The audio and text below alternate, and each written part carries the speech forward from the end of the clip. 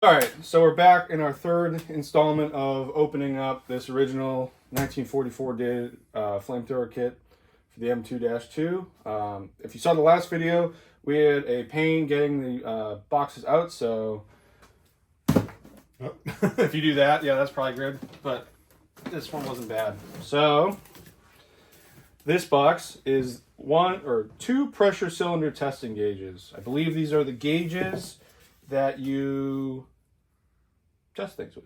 I believe it's actually the one that you put into the pressure bottle that actually holds the air. So we're gonna be opening that up. So we're gonna be opening this bad boy up. Start with this side.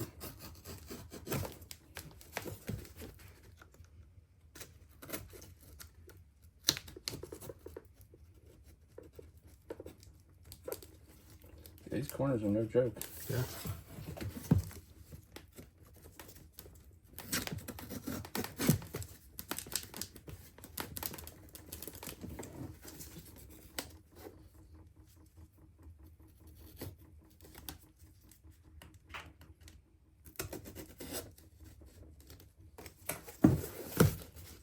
Let's see, first try? Absolutely not.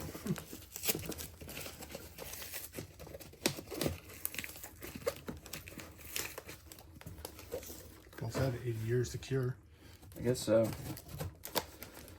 It's true what they say, things were built to last back then. I guess this is not anything different.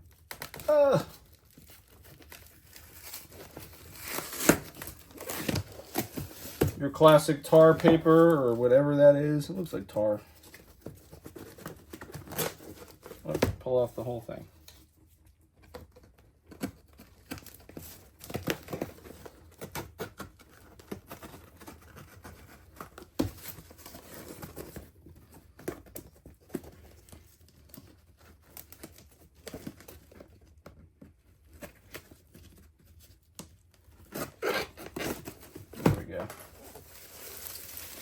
Oh, yes. As per usual, we have our 1940s shopping catalogs. That one looks like it's got some good sales in it. Missed it by that much. So we got two pressure cylinder testing gauges. These ones don't have the typical green wax paper that covers them. So I'm just gonna open one, there's no need to open both.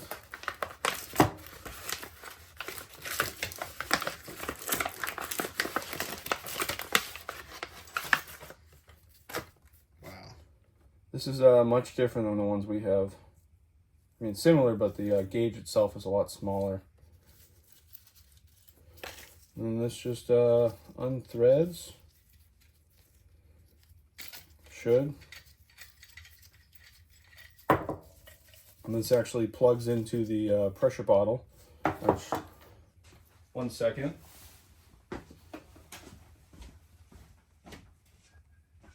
There, here we have a pressure bottle with some air in it. I think it is May of 44 dated. I don't know if you can see that. Not right here. But essentially, what you do is you just screw this. And I don't know.